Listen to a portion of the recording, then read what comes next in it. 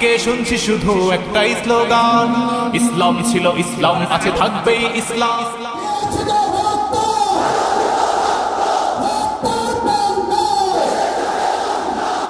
আমার দাদা একটা গল্প, লোক বিবাহ করার পরে বাসর রাতে বউকে রেখে একটু বাইরে গেছে। দাদি শাশুড়ি এসে বলছে আমার কিন্তু পতি চাই, তুমি কি করবা আমি জানি না। নতুন বউ ডাক দিয়ে বলছে দাদি শাশুড়ি আমার একটু সময় দেন, আপনার পতি হবে, অসুবিধা। শাশুড়ি এসে বলছে বৌমা আমার কিন্তু নাতি চাই। ঠিক আছে আমার সময় দেবেন। দেবর আর ননদ এসে বলছে ভাবি আপনি কি করবেন আমরা জানি না, আমাদের কিন্তু ভাতিজা চাই। কিছুক্ষণ পরে স্বামী এসে বলছে বউ তুমি কি করবা আমরা জানি না, আমার বেবি চাই। বউ মাথা উঁচু করে বলছে তোমরা কি সব পাগলের বংশ? আমার এখনো কিছুই হয়নি, এরপরে 10 মাস 10 দিন সময় লাগবে, তারপরে কারো বেবি চাই, কারো ভাতিজা চাই, কারো নাতি চাই, সব হবে। তারপরে তো সময় দেবেন নাকি? 15.5 বছরে যে জঞ্জাল তৈরি হয়ে আছে 1-1.5 মাসে পরিষ্কার করা সম্ভব? আপনি কি মনে করেন? যারাই দায়িত্ব পেয়েছে ছাত্র জনতার হাত থেকে, দেশের মানুষের হাত থেকে, তাদেরকে তো একটু সময় দেবেন নাকি? কুষ্টিয়াতে বাংলাদেশ জামাতে ইসলামের শ্রদ্ধাভাজন আমির উনি সাংবাদিকদের জানিয়েছেন আমরা সম্মানজনক এবং যুক্তিপূর্ণ সময় তাদেরকে দিতে চাই, যেন দিনের ভোট আর রাতে না হয়। কথা বলেন না কেন? সুতরাং সম্মানজনক সময় নিয়ে তারা ঠিক ব্যবস্থা করবে। যারা খুব তাড়াতাড়ি করছেন 10 মাস 10 দিন সময় দেবেন না, এমনিতেই বেবি উনি কি ফ্লাক্সি লোড করে নিয়ে আসবে বাড়ি থেকে। সুতরাং আমরা চাচ্ছি সংস্কার যখন আরম্ভ হয়েছে দেশে 1628টা চেয়ার আছে, এই দেশের মেন চেয়ার, এই চেয়ার না, যিনি পালিয়েছে তার চেয়ার থেকে শুরু করে এদেশের ওসি সাহেবের চেয়ার পর্যন্ত আপনি গণনা করবেন 1628টা চেয়ার হয়। আমরা চাই খুব তাড়াতাড়ি যারা দায়িত্বে আছেন এই 1628টা চেয়ার যেন খুব তাড়াতাড়ি পরিবর্তন করা হয়, কারণ এগুলো সব ওই জালেমদের দোষ। এগুলো পাল্টিয়ে বৈষম্যের শিকার হয়ে 15.5 বছর যারা ওএসডি হয়েছিলেন, যারা নিজেদের চেয়ার পর্যন্ত পৌঁছাতে পারে নাই, আমরা চাই তাদেরকে এই সমস্ত জায়গাগুলোতে দেওয়া হোক। জালেমদেরকে আল্লাহ হেদায়েত দেয় না, তার বাস্তব প্রমাণ কালকের একটা কল রেখে একজনের জন্মদিন নাকি গোপালগঞ্জে পালন করতে দেয়নি এক ওসি সাহেব, এই জন্য বাইরের দেশ থেকে তাকে হুমকি দিচ্ছে যে তার নাম লিস্ট করে রাখো, আমি যদি কোনোদিন আসি তার খবর। আমি কথাটা শোনার পরে মিলালাম আল্লাহু লা ইয়াহদিল কওমাজ জালিমিন। আল্লাহ যে ইহদি দিয়েছেন মোজারে, বর্তমান ভবিষ্যৎ, প্রেজেন্ট ফিউচার, আল্লাহ তাআলা জানিয়েছেন যে আমি জালেমদেরকে হেদায়েত দিচ্ছি না, দেব না। কালকের কল রেকর্ড শোনার পরে আমার মনে হচ্ছে ওনার কপালে হেদায়েত নেই এবং আল্লাহ দেবেও। নয়তো এত কিছু হওয়ার পরেও এই লোকটা হুমকি দিতে পারে আপনার বিশ্বাস হয়? হেদায়েত চাই না, কারণ আমরা হেদায়েত চাইলেও আল্লাহ দেবেন না। জালেমদের হেদায়েত দেবেন না আল্লাহ নিজে জানিয়েছে, কারণ জালেমদের বিরুদ্ধে মামলা দায়ের করবে আল্লাহ নিজে। এটা আমি বানালাম। সূরা শুরা 25 নম্বর পারা 6 নম্বর পৃষ্ঠা 13 নম্বর লাইনের 42 নম্বর আয়াতে আছে ইন্নামাস সাবিলু আলাল্লাযিনা ইয়াজলিমুনান নাস ইলা আখির আয়াত। আল্লাহ পাক বলেন অবশ্যই আমি আল্লাহ নিজে মামলা দায়ের করব, কেস করব, অভিযোগ দাখিল করব তাদের বিরুদ্ধে যারা মানুষ হয়ে মানুষের বিরুদ্ধে জুলুম করে। আল্লাহ ইয়াজলিমুনাল মুসলিমুনা দেননি যে মুসলমানদের উপরে যারা জুলুম করে, ইয়াজলিমুনান নাস দিয়েছেন যারা মানুষের উপরে জুলুম করে, অত্যাচার করে। এরা আমির হামজার মামলার আসামি না, এরা সরাসরি আল্লাহর মামলার আসামি।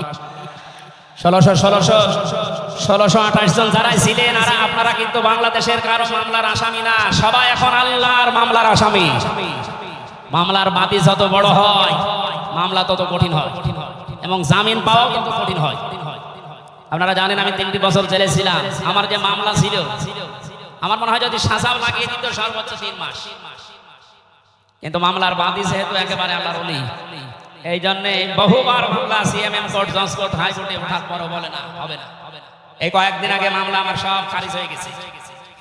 আমি মনে করলাম মাননীয় আদালতকে প্রশ্ন করি যে আমার এই মামলা তো আপনার কাছে 3 বছর ছিল, এতদিন তো কিছুই করেননি, হঠাৎ এখন বলছে কোনো দোষ নেই, সব বেকসুর খালাস করে দিলাম। মামলাটা হাতে নিয়ে উনি বলছে এর ভেতরে তো কোনো মাল ম্যাটার আছে, কি দিয়ে বিচার করবো, সব বাদ দিয়ে দিলাম। তো এতদিন এই কথা বললে তো আমার 3 বছর ছেলে থাকা লাগে না। উনি এইটাই বলতো যে হুজুর আমার হাত বাঁধা ছিল। কি বাঁধা ছিল? এখন যেহেতু হাত খোলা ন্যায় বিচার করতে পারছেন, আমরা চাই এদেশে যত চেয়ার আছে সব হাত যেন আবু সাইদের মতো এভাবে খোলা থাকে। এভাবে হাত খোলা চান না, কিয়ামতের আগে কোন জালেম এদেশের চেয়ারে আর আসতে পারবে না ইনশাআল্লাহ। সতর্ক থাকা লাগবে আমাদের। এজন্য যারা তাড়াহুড়া করছেন আপনারা একটু শান্ত হন। আগে 10 মাস 10 দিন সময় দেন। কথা বলেন না কেন? আমি আর নিচে নামলাম না। আল্লাহ আপনাদেরকে সম্মতি দান করুন। আমি কথা বলার প্রথমে আমি স্মরণ করছি 2024 সালের আগস্টের 5 তারিখ পর্যন্ত যারা মুক্তভাবে কথা বলার পরিবেশ তৈরি করে দেওয়ার জন্য নিজের জীবন পর্যন্ত দিয়ে গেলে শাহাদতের সর্বোচ্চ মাকাম আল্লাহ যেন তাদেরকে দান করে। আমরা কিছু ভিডিও দেখতে পাচ্ছি, অনেকে বলছে তারা শহীদ হয়নি, তারা নিজেদের বুককে গলির সামনে অস্ত্রের সামনে পেটে আত্মহত্যা করেছে। তারা কাদের কাছ থেকে কি পেয়ে কি খেয়ে কথা বলছেন আমি জানি না। কোরআনে কারিমে আল্লাহ তাআলা 1500 বছর আগে জানিয়েছেন। শহীদ এই শব্দটা আমাদের এই বাংলাদেশ, ভারত, পাকিস্তানে যেভাবে ব্যবহার হয়, এটা এত সস্তা বিষয়, অনেক দামি বিষয়। শহীদদের ব্যাপারে কথা যেন মানুষ উল্টা পাল্টা না বলে, এই জন্য মানুষের মুখের উপরে আল্লাহ নোটিশ জারি করেছেন। আল্লাহ পাক বলেন, ওয়ালা তাকুলু লিমান ইউকতালু ফি সাবিলিল্লাহি আমওয়াত বাল আহইয়াউন ইনদা বাল আহইয়াউ ওয়ালাকিন লা তাশউরুন। সূরা বাকারার 154 নম্বর আয়াতে আমি যতগুলো তাফসীর পড়েছি, সব মুফাসসির আয়াতের ব্যাপারে একই বক্তব্য দিয়েছেন। আল্লাহ পাক तमाम দুনিয়ার সব মানুষের মুখের উপরে নোটিশ দিয়েছেন, ওয়ালা তাকুলু, কেউ এই কথা বলবে না যে মানুষগুলো আমি আল্লাহর জন্য জীবন দিয়েছে এরা মারা গেছে, কথা কখনো বলবে না। কারণ তারা জীবিত এবং তারা, তোমরা এই বিষয়টা বোঝো না, উপলব্ধি করতে পারো না। মুখের পরে মানুষ যেহেতু অন্তর দিয়ে ধারণা করতে পারে, এই জন্য আল্লাহ হৃদয়ের উপরে, অন্তরের উপরে নোটিশ দিয়েছেন, ওয়ালা তাহসাবান্নাল্লাযীনা কুতিলু ফি সাবিলিল্লাহি আমওয়াতা বাল আহইয়াউন ইনদা রাব্বিহিম ইরযাকুন। সূরা আলে ইমরানের 169 নম্বর আয়াতে আল্লাহ জানিয়েছেন, মুখ দিয়ে তো বলাই যাবে না যে শহীদরা মারা গেছে, এমনকি অন্তরে ধারণাও আনবে না যে শহীদরা মারা গেছে, বরং তারা জীবিত এবং আমি আল্লাহর কাছে তারা রিজিক প্রাপ্ত হচ্ছে। বলেন আল্লাহু আকবার। এই আয়াতটা যে 100% বাস্তব। আমি কিছুদিন আগে গিয়েছিলাম গাইবান্ধা, বাংলাদেশ ইসলামী ছাত্র শিবিরের সদস্য ছিলেন ভাইটা। আগস্টের 5 তারিখের আগে তিনি জীবন দিয়েছেন জারিমের বুলেটের সামনে। শহীদ সাব্বির হুসাইন, 1 মাস পরে তার কবর ভেঙে গিয়েছিল এই বৃষ্টির পানিতে, তাজা রক্ত কবর থেকে বের হতে দেখা গিয়েছে। একটা মানুষ যদি খাবার না খাবে তাহলে রক্ত বের কোথায়? এজন্য এগুলো যারা ছড়াচ্ছেন, আমরা আশা করব এই বিষয়গুলো আর সামনে নিয়ে আসবেন না। আমরা কোরআনে কারিমের আয়াতের উপরে 100% বিশ্বাস করি এবং এই কথা বলি, জালেমের জুলুমের সামনে যারা নিজের জীবন পর্যন্ত দিয়ে গেলেন আগস্টের 5 তারিখের আগ পর্যন্ত, প্রত্যেকেই শহীদ যাদের ঈমান আছে, এবং আল্লাহ তাদেরকে যেন শাহাদাতের সর্বোচ্চ মাকাম দান করেন। বলেন আমিন। কোথায় ছিলাম আমরা আর কোথায় আছি এখনো বাস্তবতা টের পান না। কিছুদিন আগে বাংলাদেশ জামাত ইসলামের কেন্দ্রীয় আমিরে জামাত ডাক্তার শফিকুর রহমান কুষ্টিয়াতে গিয়েছিলেন। প্রায় 5000 মানুষকে নিয়ে তিনি একটা অনুষ্ঠান করলেন, যারা 16 জন শহীদ হয়েছিল কুষ্টিয়ায়। বাংলাদেশ জামাত ইসলামের পক্ষ থেকে 2 লক্ষ করে টাকা তাদের পরিবারের হাতে তিনি তুলে দিলেন। প্রায় 2.5-3 ঘন্টায় অনুষ্ঠানগুলো আমরা দেখলাম। বলেন তো, আগস্টের 5 তারিখের আগে 5000 না, এরকম মানুষ যদি 5 জন এক জায়গায় হইতো 14টা মামলা হইতো। কোথায় ছিলাম আমরা আর কোথায় এখন পৌঁছিয়েছি, এরপরেও যদি এটাকে কেউ নিয়ামত মনে না করে। গতকালকের একটা জরিপ আমি পেয়েছি, বাংলাদেশে 100 জনের 14 জন এখনো পর্যন্ত। আপা আপনি ঘাবড়াবেন না, আমরা নরম হয়ে যাই, এই দলে আছে। 100 জনের কত জন? 100 জনের 28 জন এখনো পর্যন্ত ছালা নেওয়ার জন্য খুব তাড়াতাড়ি করছে। আমি নাম নাই নিলাম। আনন্দের বিষয় 100 জনের 58 জন মানুষ এখন চাচ্ছে এদেশে আল্লাহর বিধান দিয়ে জমিনটা চলুক। আগস্টের 5 তারিখ খুব বেশি দিন যায়নি। এই কয়েকদিনের ব্যবধানে যদি এই অবস্থা সৃষ্টি হয়, এই জন্য আমার মনে হচ্ছে এদেশের অনেক মুনাফিকেরা বুঝে ফেলেছে বিষয়টা, এই জন্য খুব তাড়াতাড়ি করছে যে থালা আমাদের হাতে দে। দরুদ আর সালাম পড়ছি আমাদের নবী মুহাম্মদ রাসূলুল্লাহ সাল্লাল্লাহু আলাইহি ওয়াসাল্লামের প্রতি। আজকে সেই বিকাল 3টা থেকে শুরু করে রাত 9টা পর্যন্ত এদেশের পতিত দশা আলেমদের মুখে, ইসলামিক চিন্তাবিদদের মুখে এবং জাতীয় নেতৃবৃন্দের মুখে আপনারা নবীর সিরাত সম্পর্কে বিভিন্ন কথা শুনতেছেন। আমি লাইভ দেখছিলাম। আমার আজকের আলোচনার বিষয় রাসূল সাল্লাল্লাহু আলাইহি ওয়াসাল্লাম কেন একমাত্র আদর্শ। এই পয়েন্টের উপরে কোরআন শরীফ থেকে, হাদিস থেকে আমি 18টা পয়েন্ট বের করেছি। খুব সংক্ষেপে এর উপরে আপনাদের সামনে কথা উপস্থাপন করার চেষ্টা চালাবো ইনশাআল্লাহ। ওয়া মা তাওফীকি ইল্লা বিল্লাহ। জবান খুলে কোরআনের সোনালী আয়াতটা একটু পড়ে। আউযু বিল্লাহি মিনাশ শাইতানির রাজিম। বিসমিল্লাহির রহমানির রহিম।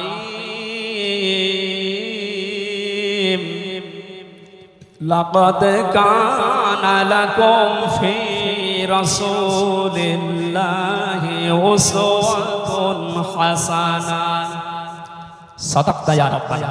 সূরা আহজাব 21 নম্বর আয়াতের প্রথম অংশ আমরা তেলাওয়াত করলাম। আমার আলোচনার বিষয় হচ্ছে বিশ্বনবী কেন একমাত্র আদর্শ।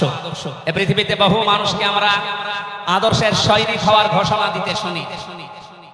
তারা স্লোগান পর্যন্ত দেয়, আমরা সবাই অমক সেনা, ভয় করি না বুলেট বোমা। আজকের আলোচনার পর এটা ক্লিয়ার হবে, বিশ্বনবী বাদ দিয়ে অন্য কারো আদর্শের সেনার ঘোষণা যদি কেউ দেয়, এ মারা গেলে নবীর সুপারিশ থেকে বঞ্চিত ও চির জাহান্নামী। আমরা যেহেতু মানুষ এবং আমরা মুসলিম, আমরা জাহান্নামে যেতে চাই না। এই ছোট্ট ভুলের কারণে এই ভুলটা আজকে শুধরিয়ে নেব ইনশাআল্লাহ। সূরা আহজাব কোন সূরা বলেন তো? এটা ক্লাস চলছে, ছাত্রের মতো জবাব দেবে। আহজাব শব্দের শাব্দিক অর্থ দল সমূহ। এর এক বছরে হচ্ছে হিজবুন। হিজবুন মানে দল। পৃথিবীতে দল আছে 2টা। প্রশ্ন আসতে পারে বাংলাদেশে প্রায় 73টার উপরে দল, আর দল 2টা মানে? হ্যাঁ, দল একটা হচ্ছে আল্লাহর দল, একটা হচ্ছে শয়তানের দল। আমরা সামনে বিস্তারিত এই 2টা দলের উপরে কথা বলবো ইনশাআল্লাহ। দল করা লাগবে এই ঘোষণা আমির হামজার না আল্লাহর? এই শব্দটা শুনলে অনেকে মানধাত আমলের দিকে নিয়ে যায়। আপনি আলেম মানুষ, হুজুর মানুষ, ইমাম সাহেব মানুষ, আপনি দল দাঁড়িয়ে এগুলো করবেন কেন? কোরআনে কারিমের যদি কেউ একটা আয়াত অবিশ্বাস করে আর ঈমান থাকার কথা, আল্লাহ পাক বলেন ওয়ালতাকুম মিনকুম উম্মাতুন, তোমাদের ভেতরে অবশ্যই একটা দল হবে। দল এই শব্দটা কোরআনে আছে না নেই? দল এই বাংলায় নেই, কিন্তু উম্মাতুন এই শব্দ তো আছে। আমি সেই দিন গাইবান্ধায় ওই দিন আলোচনা করার পরে একজন মুসলিম হয়েছিল, জিজ্ঞাসা করলাম। পরবর্তীতে ওই দিন আলোচনার বিষয় ছিল ভোট। উনি শিক্ষিত মানুষ, আমারে জিজ্ঞাসা করছে আপনি ভোট এই শব্দ নিয়ে আসলেন, কোরআনে হাদিসে এই শব্দ আছে? এটা তো আরবি। হ্যাঁ আছে। আমানাত শব্দটা কোরআনে আছে। তাফসিরে মারিফুল কোরআন আল্লামা শফি রহমাতুল্লাহ আলাইহি আমানতের প্রায় 19টা অর্থ দিয়েছেন। তার ভিতরে অন্যতম অর্থ হচ্ছে ভোট দেওয়া, রায় দেওয়া, সমর্থন দেওয়া। সুতরাং কেউ যদি ভোট এটাকে দুনিয়ার কোন বিষয় মনে করে এড়িয়ে যায়, সে কিন্তু মরণের পরে ধরা খাবে। কথা বলেন, আমরা আখেরাতে আদালতে ধরা খেতে চাই, আমরা বাঁচতে চাই। সুতরাং দল মাস্ট বি করাই লাগবে। যে দলের কর্মসূচি 2টা, তারা ভালো কাজে আদেশ করবে, অন্যায় কাজে বাধা দেবে। আল্লাহর ভাষায় এরাই হচ্ছে সফল কাম দল।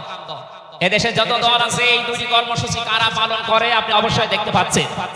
আপনার বিবেকের কাছে প্রশ্ন করে আপনি সামনে আগাবেন ইনশাআল্লাহ।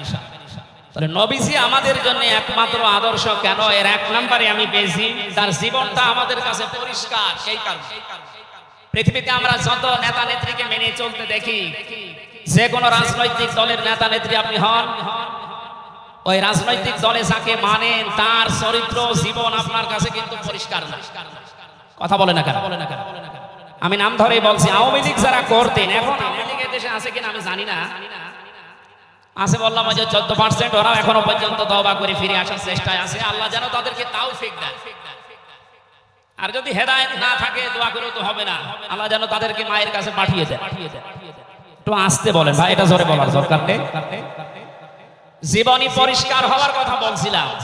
যারা করতেন আওয়ামী লীগ, বলেন তো আপনার বিবেকের কাছে শেখ হাসিনা জীবনে কোনোদিন একটা মিথ্যা কথা বলেনি, এ গ্যারান্টি আপনি দিতে পারবেন?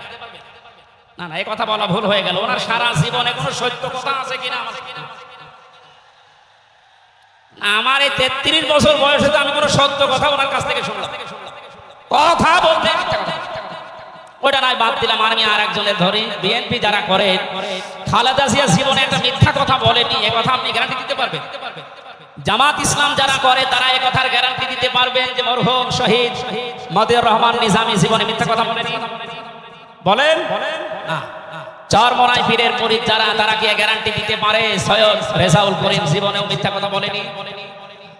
একজনের ব্যাপারে গ্যারান্টি আছে, আল্লাহ নিজে গ্যারান্টি দিয়েছে, তার 63 বছরে একটা মিথ্যা কথা নেই।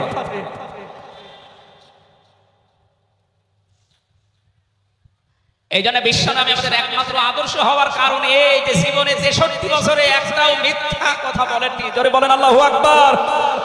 এটা যে কত বড় বিষয় আপনি চিন্তা করলে আপনি চিন্তার রেখা শেষ করতে পারবেন। আমাদের দিনের ভেতরে 24 ঘন্টায় কত মিথ্যা আসে, আর তার পুরা 63 বছরের জীবনে একটা মিথ্যা কথা তিনি বলেননি। 2 নম্বরে পেয়েছি আমি, তিনি উন্নত চরিত্রের অধিকারী ছিলেন। এমন চরিত্র আল্লাহ তাকে দিয়েছিলেন। আমি 3 জন নবীর নাম পেয়েছি, আল্লাহর নামের সাথে তাদের নাম আল্লাহ মিলিয়ে দিয়েছে। হযরত ইসমাঈল আলাইহিস সালামকে আল্লাহ ডাক দিয়েছিলেন গোলামিন খলিল, আমার সহনশীল বান্দা। হযরত ইসহাক নবীকে আল্লাহ বলেছিলেন গোলামিন আলিম, আমার জ্ঞানী বান্দা। আর মুহাম্মদুর রাসূলুল্লাহকে আল্লাহ ডাক দিয়েছেন ওয়া ইন্নাকা লাআলা খুলুকিন আযীম। জোরে বলেন আল্লাহু আকবার।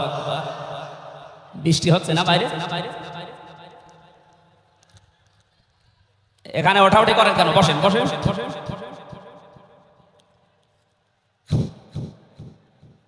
এই কোরআনের আলোচনার ভেতরে কথা বললে কিন্তু গুনাহ হবে ভাই, কথা বলা যাবে, কষ্ট হলে ওইভাবে থাকে, কথা বলবেন।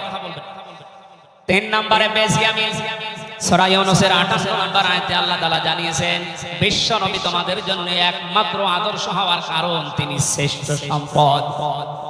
قل بفضل الله وبرحمته فبذلك فليفرحوا هو خير مما يجمعون।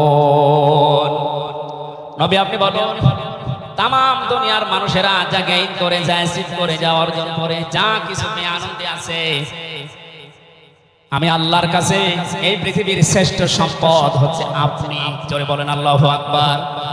সুতরাং আপনার আদর্শ পেয়েছে যারা, সে মানুষগুলো যেন আনন্দে থাকে, তারা যেন খুশি হয়। এই জন্য আগস্টের 5 তারিখের আগ পর্যন্ত এদেশের 100 জনের মাত্র 15 জন মানুষ বিশ্ব নবীকে একমাত্র আদর্শ মানতেন, তারা খুশি ছিলেন, রাজি ছিলেন। মাত্র 1 মাস কয়েক দিনের ব্যবধানে এই যে 100 জনের এখন 58 জন মানুষ বিশ্ব নবী ছাড়া আর কাউকে বুঝতে চাচ্ছে না। সময়টা যেতে দিনে দেশের 100 জনের 100 জন মানুষ চাইবে বিশ্ব নবী ছাড়া কারো আদর্শ মানি না। সংক্ষেপ করছে আমাদের প্রধান অতিথি এসে পড়েছেন, এই জন্য 4 নম্বরে পেয়েছি এই পৃথিবীর ময়দানে বিশ্ব নবী মুহাম্মদুর রাসূলুল্লাহ হচ্ছেন আল্লাহর পক্ষ থেকে আমাদের জন্য, বিশেষ করে মুমিনদের জন্য সবচাইতে বড় অনুগ্রহ। সূরা আলে ইমরানের 164 নম্বর আয়াতে আল্লাহ ঘোষণা দিচ্ছেন লাকাদ মান্নাল্লাহু আলাল মুমিনিনা ইয লাকাদ মান্নাল্লাহু আলাল মুমিনিনা ইয বা'আসা ফীহিম রাসূলা ইলা আখির আয়াত। অবশ্যই মুমিনদের জন্য এই পৃথিবীর ময়দানে বিশ্বনবী মুহাম্মদুর রাসূলুল্লাহ আল্লাহর পক্ষ থেকে একটা অনুগ্রহ।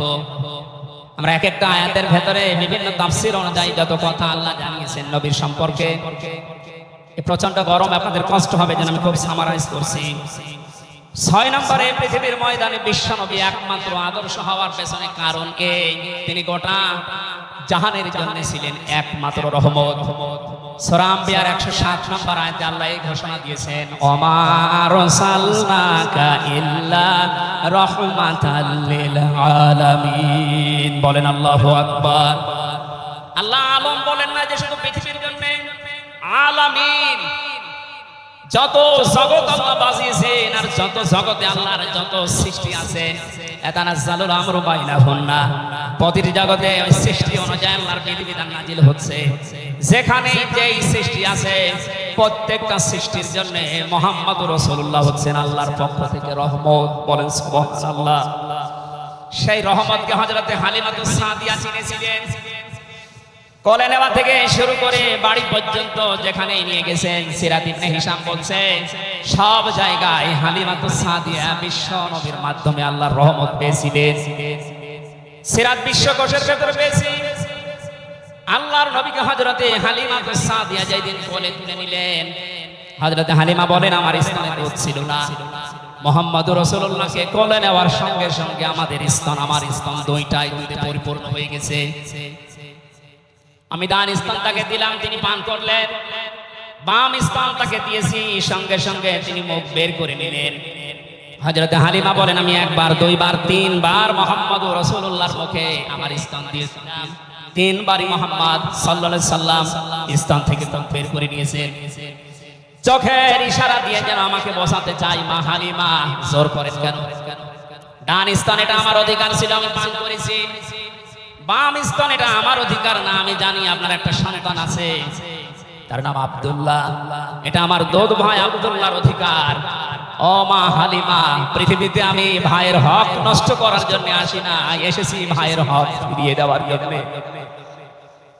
ঢাকাবাসী যেই নবী মায়ের কোলে বসে ভাইয়ের হক নষ্ট করেন নাই এই রবিউল আউয়াল মাসে, সেই নবীর উম্মত আমরা এখন যারা দাবি করছি অধিকাংশ গুলোই দেখতে পাই যত বড় হচ্ছি তত ভাইয়ের হক মারার জোর হচ্ছি। এটা তো রবিউল আউয়ালের শিক্ষা ছিল না। হযরতে হালিমা বলেন তাকে যে গাধার উপরে তুললাম, দুর্বল ছিল, সঙ্গে সঙ্গে সবল হয়ে গেছে। বাড়িতে পৌঁছাতে দেরি, কুয়ায় পানি ছিল না, কুয়া ভর্তি হয়ে গেছে। খেজুর গাছে খেজুর ছিল না, বিশ্ব নবী মুহাম্মদুর রাসূলুল্লাহ যেহেতু রহমত, আমার খেজুর গাছে খেজুর পরিপূর্ণ হয়ে গেছে। সুতরাং ওনাকে যেখানেই নেওয়া হয় সেখানে যদি রহমত আসে, আমাদের এই মাথা থেকে পা পর্যন্ত, রান্নাঘর থেকে আন্তর্জাতিক জীবন পর্যন্ত, আজকের এই সিরাত অনুষ্ঠানে যদি সিদ্ধান্ত নিয়ে যেতে পারি সব জায়গায় তাকে ছাড়া কাউকে মানব না, অবশ্যই আল্লাহ পাকে ৫৬,০০০ বর্গ মাইল রহমত বরকত দিয়ে ভরে দেবে। কথা বলেন ঠিক কিনা? আল্লাহ যেন এটা দেন আমাদের মাধ্যমে, বলেন আমিন। ৬ নাম্বারটা ৭ নাম্বারটা খুব গুরুত্বপূর্ণ, এইটার ব্যাখ্যা করার জন্য আমি ৮-১০ মিনিট সময় নিলাম, একটু খেয়াল করবেন। বিশ্বনবী আমাদের একমাত্র আদর্শ, এই কারণে ৭ নাম্বার পয়েন্টে আমি কোরআন থেকে নিয়েছি, গনা মাপের গ্যারান্টি শুধু তার আদর্শ অনুসরণের মাধ্যমে। পৃথিবীতে বহু মানুষ আছে, বহু বিশ্ব নেতার দাবি অনেকে করছে, অনেকে বিশ্ব মানবতার দাবি করছে, অথচ বিশ্ব নেতা হওয়ার জন্য যে ৭টা কোয়ালিটি লাগে আমরা অধিকাংশ মানুষের ভেতরে পাই না, আন্দাজে শুধু ঢোল বাজাই। এই পৃথিবীতে বিশ্ব নেতার দাবি করতে পারেন নবীরা, রাসূলরা, কথা বলেন ঠিক কিনা? এই পৃথিবীতে বিশ্ব নেতৃত্ব দেওয়ার দাবি করতে পারেন নবী রাসূলরা, এই কথার সাথে একমত আছেন? আমরা একজন নবীর নাম বলছি, হযরত ঈসা রূহুল্লাহ। তিনি জন্মের পরে তার জাতির লোকেরা তাকে অবৈধ, হারামজাদা, এরকম উল্টা পাল্টা নাম দিয়ে ডাকতো। হযরতে মরিয়ম আলাইহিস সালামের কাছে যখন জিজ্ঞাসা করেছে জাতির লোকেরা বিয়ে হয়নি, সন্তান পেলে কোথায়, খুব খেয়াল করে শুনবেন। হযরতে মরিয়ম ইশারা দিয়েছিলেন দোলনার দিকে, ফাশারাত ইলাইহি ক্বালু কাইফা নুকাল্লিমু মান কানা ফিল মাহদি সাবিয়্যা। তিনি ইশারা দিয়ে বললেন এই যে দোলনায় যে ছেলেটা আছে ওকে জিজ্ঞাসা করো ওর জন্মের পরিচয় বলতে পারবে। ওরা বলছে ছোট বাচ্চা কথা বলবে কি করে? সঙ্গে সঙ্গে দোলনা থেকে হযরতে ঈসা তার এই জাতির লোকের এই কথার উত্তর দিয়েছেন, জবাব দিয়েছেন, ক্বালা ইন্নী আবদুল্লাহ আতানিয়াল কিতাবা ওয়া জাআলানি নাবিয়্যা।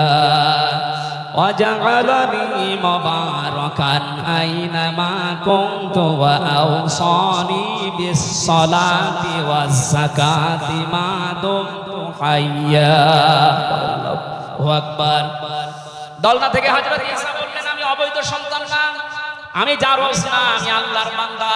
আল্লাহ পাক আমাকে জামানায় নবী করে পাঠিয়েছেন এবং আমাকে সামনে কিতাব দেবেন। আমাকে তিনি ওসিয়ত করেছেন, আদেশ দিয়েছেন আমি যেন সালাত আদায় করি, যাকাত আদায় করি, যতদিন আমি জীবিত আছি আমার মা আর বাবার সাথে, মায়ের সাথে যেন আমি ভালো ব্যবহার করি। এখানে কয়েকটা পয়েন্টের দিকে তাকান। হযরতে ঈসা তিনি নিজের পরিচয় দিতে গিয়ে প্রথমে বললেন আমি আব্দুল্লাহ, আল্লাহর বান্দা। আল্লাহ আমাকে জামানার নবী করে পাঠিয়েছেন এবং কিতাব সামনে আমাকে দেবেন। আজ পৃথিবীর ময়দানে যারা বিশ্ব নেতা হওয়ার কথা জানায়, যাদেরকে দাবি করা হয়, দেখেন তো এই মানুষগুলোর বাবা এক ধর্মের, মা এক ধর্মের, জন্ম আপনার আগে বৈধ হওয়া লাগবে, এরপরে বিশ্ব নেতা। যে 7টা পয়েন্ট আছে আয়াতের তাফসীরে, অত জোরে বলার দরকার নেই, আপনি বুঝলেই হবে। বিশ্ব নেতা হওয়ার জন্য প্রথম কোয়ালিটি থাকবে আপনার জন্ম হওয়া লাগবে বৈধ। এই পৃথিবীর প্রত্যেকটা নবীর জন্ম ছিল বৈধ, কোন নবী অবৈধ না। কথা বলেন। অথচ এখন অনেককে এমন দাবি করে আকাশে তোলা হচ্ছে যার মা এক ধর্মের, বাবা। আমি বাকি 6টা নাই বল। ঢাকাবাসী এবার আসেন তো সূরা আলে ইমরানের 131 নম্বর আয়াতের এই ব্যাখ্যাটা বলার জন্য আমি এই আশপাশে যাচ্ছিলাম। বিশ্ব নবীকে অনুসরণ করলে জীবনের গুনাহ মাপের গ্যারান্টি দিয়েছেন কে? এতদিনে আয়াত যেভাবে শুনেছেন ওইভাবে না, যেহেতু এখন ডিজিটাল যুগ, ডিজিটাল কায়দায় শোনা লাগবে। কুল ইন কুনতুম তুহিব্বুনাল্লাহা ফাত্তাবিউনি ইউহিব্বুকুমুল্লাহ ওয়া ইয়াগফির লাকুম যুনুবাকুম আল্লাহু গফুরুর রহিম। এটা তাফসীরে ফি জিলালিল কোরআনে সাইয়্যিদ কুতুব বিস্তারিত দিয়েছেন, আমি শুধু ইঙ্গিত দিচ্ছি, একটু তাকান। আল্লাহ পাক বলেন নবী আপনি বলুন, যদি আল্লাহকে ভালোবাসি এ দাবি তোমাদের থাকে, এ দাবি আমাদের আছে না নেই? আল্লাহকে আমরা ভালোবাসি এ দাবি আছে না নেই? আল্লাহ বলেন দাবি যারা করে তাদেরকে আপনি বলেন যে ফাত্তাবিউনি, তারা যেন আপনার অনুসরণ করে। আল্লাহ পাক বলেন তারা যদি আপনার অনুসরণ করে ইউহিব্বুকুমুল্লাহ, আমি আল্লাহ নিজেই তাদেরকে ভালোবাসা আরম্ভ করব। আমি যদি কাউকে ভালোবাসি তার জীবনের অপরাধগুলো মাফ করে দেই, আমি গফুর, আমি রহিম। এ পর্যন্ত বাংলা অর্থ ছিল। এবার আসেন ব্যাখ্যায়। এদিকে আসেন আপনারা, এদিকে আসেন। ফাত্তাবিউনি, আমার অনুসরণ করো, আমাকে দেখে দেখে চলো। এখন এই অনুসরণ করা লাগবে কি নবীজির জীবনের আংশিক না পূর্ণাঙ্গ? আরো জোরে বলেন, আংশিক না পূর্ণাঙ্গ? আব্দুল্লাহ ইবনে উবাইয়ের দিকে তাকান, এই লোকটা অনুসরণ করেছিল কিন্তু আংশিক। এজন্য মুনাফিকের সর্দার হয়ে মারা গেছে। কথা বলে ঠিক কিনা? তার নামাজ ছিল রাসূলের মতো, রোজা ছিল রাসূলের মতো, নবীজির পেছনে হজ করেছে, নবীজির সাথে, বিশ্ব নবীর সাথে ইফতারি করেছে, কিন্তু বিশ্ব নবী এই পৃথিবীর নেতা এটা সে মানত না। আজ বাংলা সহ বিশ্বে বহু মুসলমান এই থিওরিতে আছে, তারা নামাজ রাসূলের মতো পড়ে, রোজা রাসূলের মতো রাখে, কিন্তু সমাজ নবীজি, রাষ্ট্র নবীজি 10 বছর কোরআন দিয়ে চালিয়েছিলেন, এইটা মানতে তারা রাজি না। এই মানুষগুলোর অনুসরণ হচ্ছে আংশিক না পূর্ণাঙ্গ? সুতরাং আংশিক অনুসরণ করলে আল্লাহ কি আপনাকে ভালোবাসা আরম্ভ করবে? না, ইউহিব্বু, এটা মোসারে, বর্তমান, ভবিষ্যৎ, প্রেজেন্ট, ফিউচার। যখন আপনি পূর্ণাঙ্গ অনুসরণ করার জন্য দাড়ি থেকে, মাথা থেকে শুরু করে পা পর্যন্ত, রান্নাঘর থেকে শুরু করে আন্তর্জাতিক জীবন পর্যন্ত সব জায়গায় বিশ্ব নবীকে অনুসরণের সিদ্ধান্ত নিয়ে নেমে পড়বে, আল্লাহ তখন ভালোবাসা আরম্ভ করবে। এ কথা বুঝে এসেছে? সুতরাং আমাদের অনুসরণ হবে কি আংশিক না পূর্ণাঙ্গ? আরো জোরে বলেন। নবীজির মতো নামাজ পড়া যেমন, বিশ্ব নবীর মতো রাষ্ট্র চালাতেও হবে ওই রকম। নবীজি জানিয়েছেন মান মাতা ওয়া লাম ইয়াখযু ওয়া লাম ইউহাদ্দিস বিহি নাফসাহু মাতা আলা শুবাতিন মিনান নিফাক। যে লোকটা মরে গেল কিন্তু তার এই চিন্তা ভাবনা ছিল না যে জমিন আল্লাহর কোরআন দিয়ে চলুক, এই লোকটা মুনাফিক হয়ে মরবে, কেউ তাকে বাঁচাতে পারবে না। অথচ এই হাদিসটার সামনে নিয়ে বাংলাদেশে আমরা এখনো অনেককে নামাজ পড়া, রোজা রাখা, দাড়ি রাখা, জুব্বা গায়ে দেওয়া মানুষকেও মুনাফিক হয়ে মরার সম্ভাবনা দেখতে পাচ্ছি। কথা বলে ঠিক কিনা? সুতরাং আমরা চাই নবীজি যেভাবে নামাজ পড়েছিলেন, বিশ্ব নবী যেভাবে রাষ্ট্র চালিয়েছিলেন, ওইভাবে আমাদের এই দেশটাও 10 বছর চলুক। আমিরে জামাত ডাক্তার শফিকুর রহমান কয়েকদিন আগে ঘোষণা দিয়েছেন 15 বছর লাগবে না, মাত্র 10টা বছর আমাদের হাতে দেন, আমরা গ্যারান্টি দিতে পারি এই দেশের মানুষকে। 9টা পয়েন্ট ওখানে উনি দিয়েছেন, সবগুলোর বাস্তবায়ন করে এই 16 কোটি মানুষকে উনি দেখাবেন। এটাকে আজ অনেকে রাজনীতি মনে করে উল্টাপাল্টা দিকে নিয়ে যাচ্ছে। আমার বিশ্ববিদ্যালয়ে থাকাকালীন এক দুষ্টু বন্ধু ছিল, 10 বছর নবী কোরআন দিয়ে রাষ্ট্র চালিয়ে বলতে পেরেছিলেন খায়রুল কুরুনি কর্মী, আমার যুগ শ্রেষ্ঠ। আমাদের দেশটা 53 বছর স্বাধীন হয়েছে, 1 বছরও কোরআন দিয়ে চলেছে। এই জন্য তো কোনো জিনিস নিরাপদ না। আমার ছোট দাদা উনি বলছিলেন যে হজে যাওয়ার পরে দেখে একটা ঘড়ি পড়ে আছে, মোবাইল ঘড়ি।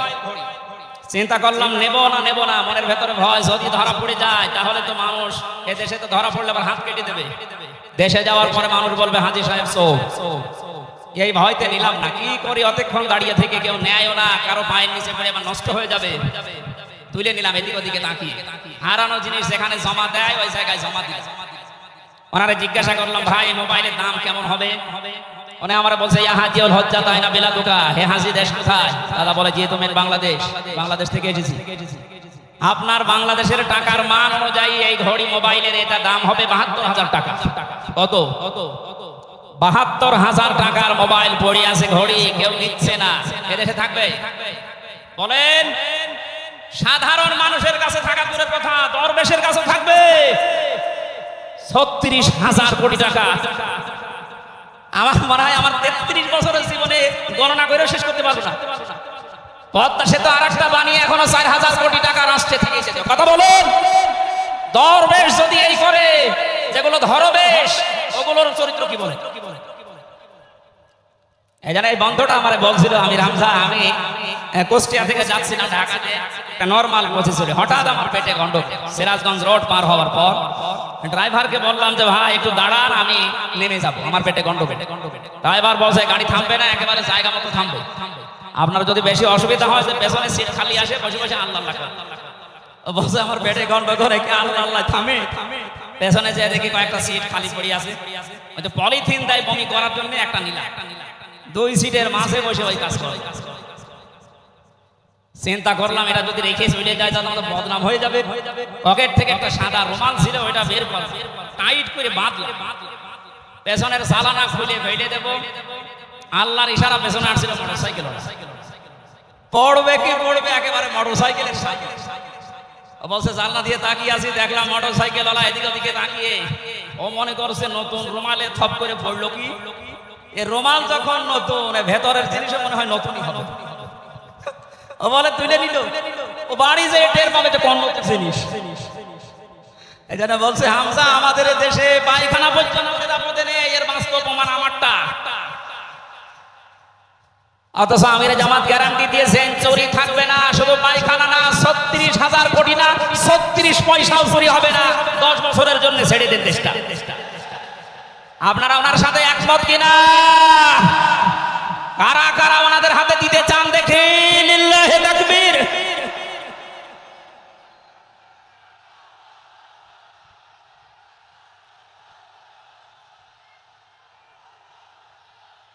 আলহামদুলিল্লাহ ভাই,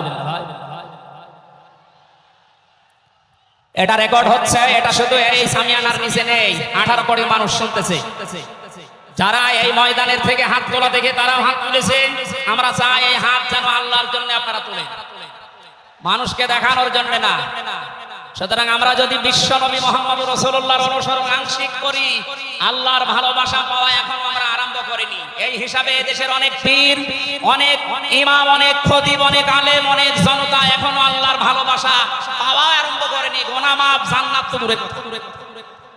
কারণ আল্লাহর ভালোবাসা যে পাওয়া আরম্ভ করবে, তার জীবনের গুনাহগুলো আল্লাহ মাফ করবে, তাকে জান্নাতে দেবে।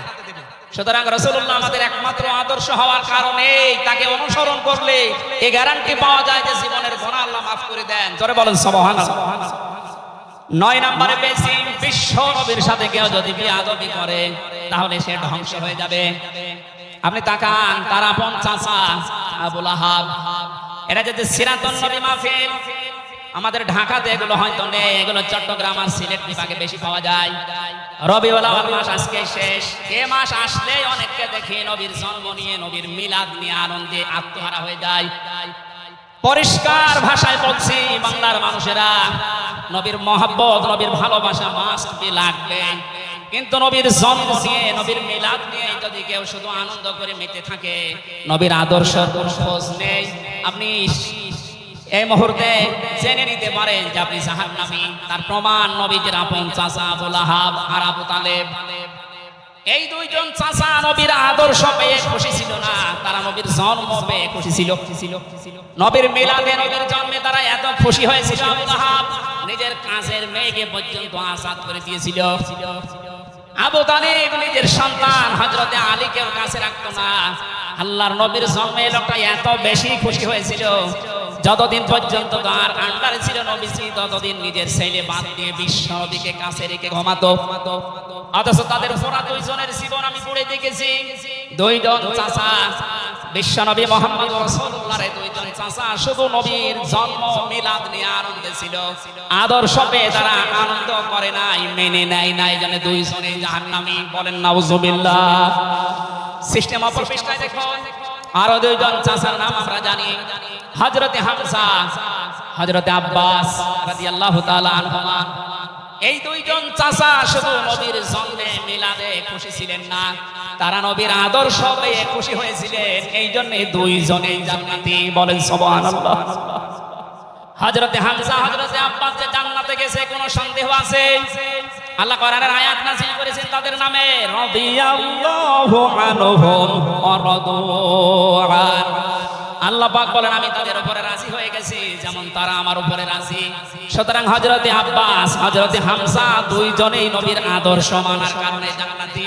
আমরা এদের মধ্যে হতে চাই। বলেন আমিন। এখানে একটা কথা আছে, হযরতে হামজা আব্বাস রাদিয়াল্লাহু তাআলা আনহু তিনি কিন্তু অনেক আগে মুসলমান হয়েছিলেন, গোপনে কিন্তু প্রকাশ করেননি। এই মাসলাটা বলছি এই কারণে, 152 জন সমন্বয়কের ভেতরে 108 জন বাংলাদেশ ইসলামী ছাত্র শিবিরের নেতা এবং পরীক্ষিত কর্মী। তারা আজ অনেক জালেম এবং অনেক মুনাফিক পর্যন্ত, এমন অনেক আলেম নামে জালেম পর্যন্ত এই বিষদগার করছে। নাম যেহেতু দেখেছে ছাত্র শিবির, এই জন্য তাদের চুলকানি। কেন ওরা এতদিন পরিচয় প্রকাশ না করে এই কাজ করলো? ওরা মুনাফিক, ওরা শয়তান। যেখানে বিশ্বজিতের মতো হিন্দু সে রেহাই পায় না, সেখানে পরিচয় দিয়ে মার খাবে। সুতরাং সাদিক সাহেব এবং এস.এম. ফরহাদ ভাই সহ যারা পরিচয় গোপন করে এই জালেমের বিদায়ের জন্য এই বিপ্লব আমাদেরকে এনে দিয়েছেন, তাদেরকে প্রত্যেক থানায়, জেলায়, রাজধানীতে সংবর্ধনা দেওয়া দরকার। তারা এটা এমনিতেই করে নাই, তারা হযরতে আব্বাসের জীবন থেকে করেছে।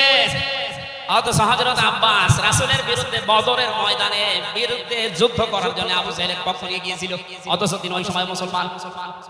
তার মানে নিজের পরিচয় গোপন করে বাস্তবতার নিরিখে স্থান কাল পাত্র ভেদে একটা কৌশল, এটা একটা হিকমা। ও জীবনে কোরআনই পড়ে নাই, হাদিস পড়ে নাই, ও ফতোয়া দিচ্ছে যে এ হচ্ছে মুনাফিক। এই জন্য ওনারা যা করেছে, আমি এখানে 9টা পয়েন্ট এনেছিলাম। সাদিক সাহেব ভাই সহ, এস.এম. ফরহাদ ভাই সহ 108 জন যা করেছে, সব নবীদের থেকে, নবীর মাদের থেকে, নবীর সাহাবীদের থেকে, নবীদের চাচার থেকে শিক্ষা নিয়ে এই হিকমতটা অবলম্বন করেছে। আল্লাহ তাদেরকে যেন সর্বোচ্চ মাকাম দান করেন। বলেন আমিন।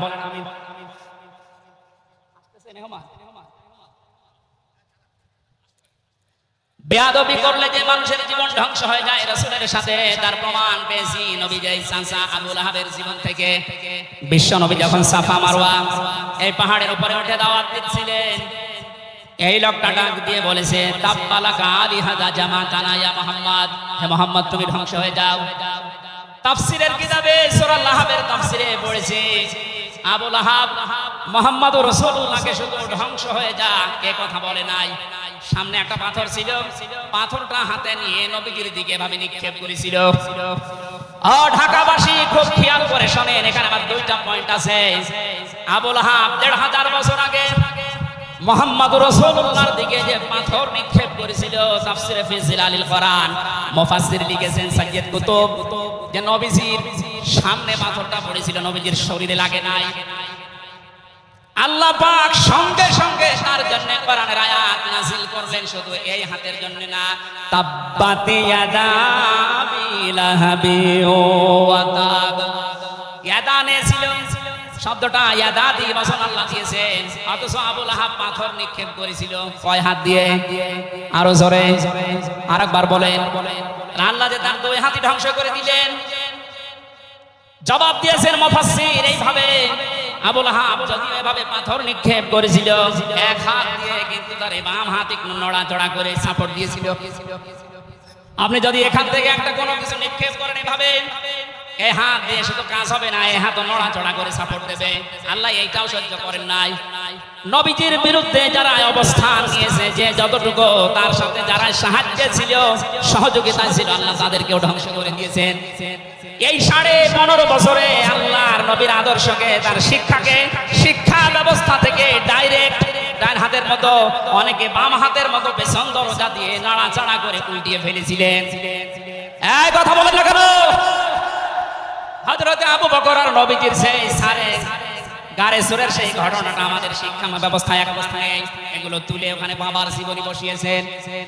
সুতরাং নবীজিকে যারা আঘাত দিয়ে শিক্ষা ব্যবস্থা থেকে 96% মুসলমানের এই দেশে নবীর আদর্শ বাদ দিয়ে অন্য কাউকে যারা বসাতে চেয়েছিলেন, যারা ডাইরেক্ট এগুলো করেছিলেন, যেগুলো মন্ত্রণালয়ের দায়িত্বে ছিল, বাম হাত দিয়ে যারা পেছন দরজা দিয়ে নাড়াচাড়া দিয়েছেন, উপদেষ্টা মণ্ডলের ভেতরে 2 জন আছে, তারা সমকামিতা প্রমোট করছেন, আমরা শুনতে পাচ্ছি।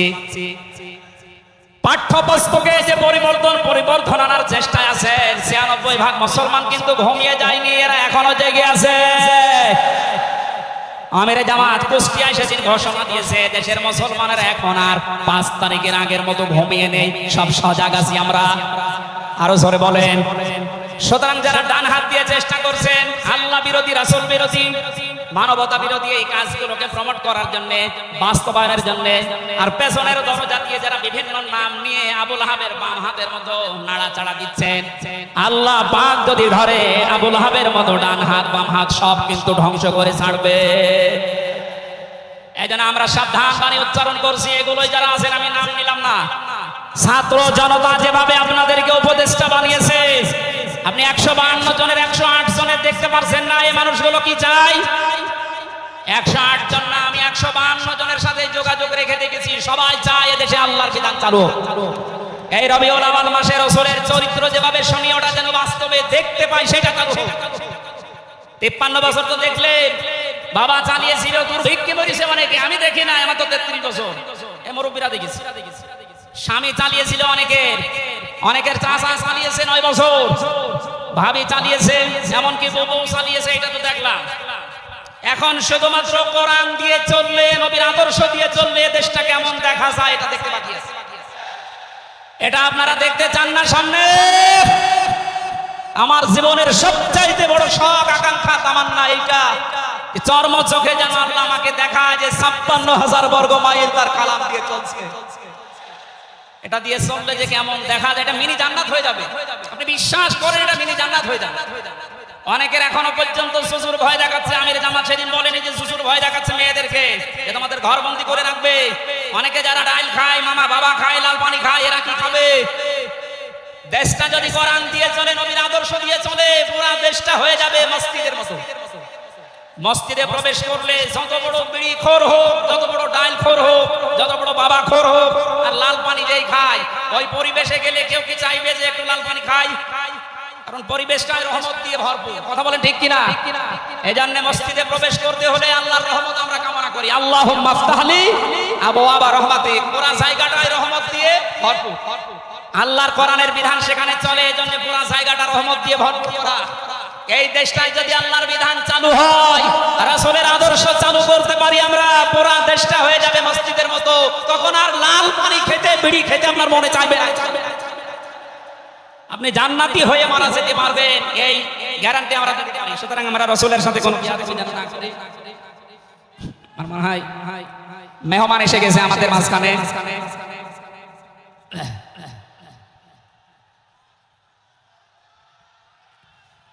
লিল্লাহি তাকবীর। আওলাদে রাসূলের আগমন, আওলাদে রাসূলের আগমন। আমাদের মাহফিলের প্রধান অতিথি আওলাদে রাসূল আল্লামা আনোয়ার হোসাইন তাহের আল জাবেরি আল মাদানী মাদ্দাজিল্লাহুল আলী আমাদের মাঝে এসে গেছে। আমরা যে প্রচন্ড গরমে আপনারা কষ্ট পাচ্ছেন এবং যেহেতু এসে গেছে এখন আর কথা বলা মনে হয় ঠিক হবে না। আমি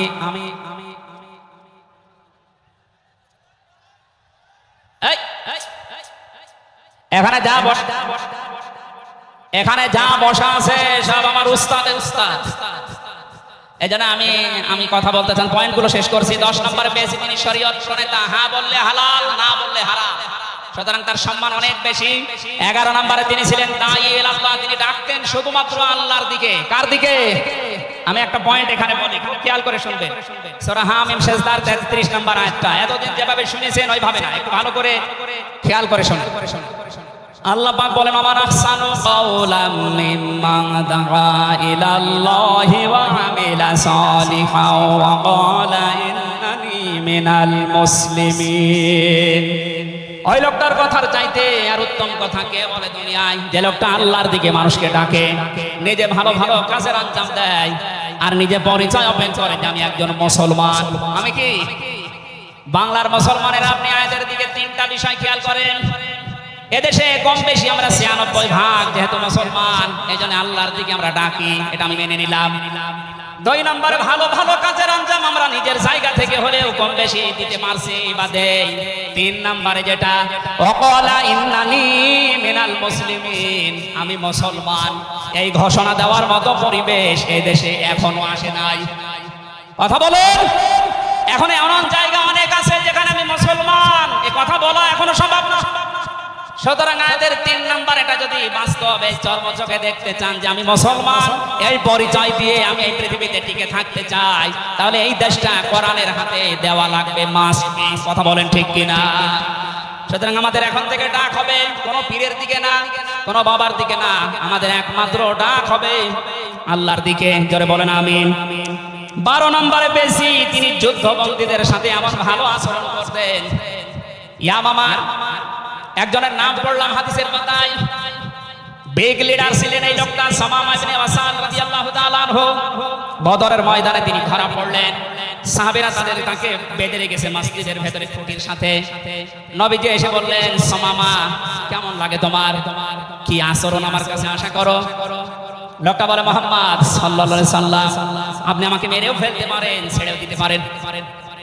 নবীজি তাকে বললেন, সামামা এই দুনিয়ায় শেষ দুনিয়া না, আরেকটা জগৎ আমাদের সামনে আসে। ইসলামের বিশাল কিছু তার সামনে তুলে ধরলেন। বাড়িতে যাওয়ার পরে নিজের হাতে রান্না করে খাবার পাঠালেন তার জন্য। দ্বিতীয় দিন আবার তাকে দাওয়াত দিলেন ইসলামের। বিশ্ব নবী নিজে উটের দুধ এক সাহাবীকে দিয়ে দহন করিয়ে গরম করে পাঠালেন। মনে হচ্ছে তিনি জামায় আদর করছেন, অথচ সে লোকটা যুদ্ধবন্দী। একটা যুদ্ধবন্দী মানুষের সাথে বিশ্ব নবীর যে আচরণ, এ পৃথিবী অবাক হয়ে গেছে। অথচ এই 15.5 বছরে যুদ্ধবন্দী না, কারাবন্দী, তাও অন্যায় ভাবে। আরে ভাই, আমার তো 3 বছর পরে যেহেতু মামলা খালাস করে দিয়েছে, আদালত কর্তৃক প্রমাণ হয়েছে যে আমি নির্দোষ, আমার কোনো দোষ নেই, তাহলে আমরা মামলার আয়ু থেকে শুরু করে একেবারে ওই উপর পর্যন্ত যিনি পালিয়েছেন এ পর্যন্ত যারা জড়িত ছিল, আমি চাই তাদের প্রত্যেকে যেন 3 বছর জেলে থাকে। এইটাই নাই বিচার হবে। কথা বলে না কেন? আমার জন্য 3 বছর, ব্যারিস্টার আরমানের জন্য 8 বছর, 11 বছর। কত বছর? আপনি যে চট করে ঢুকে পড়বেন, আগে 11 বছর থাকেন, এরপর। সুতরাং বাস্তবতা এইটাই। শত্রুদের সাথে তিনি যুদ্ধবন্দীদের সাথে কি আচরণ করলেন, আর আমরা অন্যায় ভাবে কারাবন্দীদের সাথে। আমি তো অন্যেরটা জানি না, নিজেরটার সাথে বলছি। এই যে মুরব্বী মানুষ বসে আছে মাওলানা রফিকুল ইসলাম খান, এই মুরব্বীর পায়ে বেড়ি দিয়ে, হাতে হ্যান্ডকাপ দিয়ে, মাথায় দড়ি দিয়ে মনে হচ্ছে গরু টেনে নিয়ে যাচ্ছে। আমার 11 ঘন্টা টাঙিয়ে রেখেছি, অথচ নিজেরাই বলছিল যে আপনার কোনো দোষ নেই। আমরা জানি দোষ নেই, আমরা ধরে রেখেছেন কেন? ছেড়ে দেন না, উপরের নির্দেশ। কোথায় পৌঁছিয়েছিল দেশটা? আর তারা এই রবিউল আউয়াল আসলে একদিন ছুটি দিত নবীর জন্মদিন পালন করার জন্য। নবীর আদর্শের কোনো খোঁজ খবর তাদের কাছে নেই। এই ওসামা ইবনে ওয়াসাল নবীজির আচরণ থেকে শেষ পর্যন্ত বাপদাদার ধর্ম ত্যাগ করে ইসলাম কবুল করেছিলেন। এই 15 বছর যদি এরকম কিছু দেখাতে পারতেন, লাখের উপরে মানুষ জেল খাটতেছে, আমার মনে হয় 100 জনের 70 জন মানুষ এই দেশে জেল খাটে কিচ্ছু জানে না। বিশেষ করে 15.5 বছর এই মানুষগুলো আপনার দলে অন্তত না আসলে আপনার জন্য দোয়া করতো। এরপরে আমি পেয়েছি বিশ্ব নবীকে একমাত্র আদর্শ হওয়ার কারণ তিনি শত্রুদের সাথে এমন আচরণ দেখিয়েছিলেন, পৃথিবীতে ইতিহাস হয়ে আছে। তাইফে তিনি দোয়া করেছিলেন আল্লাহুম্মা হাদি কওমি ফাইন্নাহুম লা ইয়ালামুন। 14 নম্বরে পেয়েছি তিনি নবী এবং রাসূলদের নেতা ছিলেন। 15 নম্বরে ছিল তার বক্ষ ছিল উন্মুক্ত। 16 নম্বরে পেয়েছি তিনি ছিলেন লাইট বা আলো। 17 নম্বরে তিনি ছিলেন স্নেহময় মমতাময়। 18 নম্বরে তিনি ছিলেন কমল হৃদয়ের অধিকারী। এক একটা শব্দের ভেতরে লক্ষ লক্ষ কথা আল্লাহ লুকিয়ে রেখেছে। রাসূলের জীবনে 1 ঘন্টা 1.5 ঘন্টায় না, কিয়ামত পর্যন্ত যদি কেউ আলোচনা করে, আমি 31টা বিষয় সাজিয়েছি এক একটা পাঠ অনুযায়ী। সুতরাং এরকম যদি শুরু হয় যে 31 দিন একাধারে লাগার কথা আমার এই ক্ষুদ্র জ্ঞানে, যারা আরো বড় বড় আলেম এখানে বসে আছে, কিয়ামত পর্যন্ত আলোচনা শুনবেন করবেন। আমাদের নবী আজিম খুলুকিন আজিম, কোনদিন শেষ হবে না ইনশাআল্লাহ।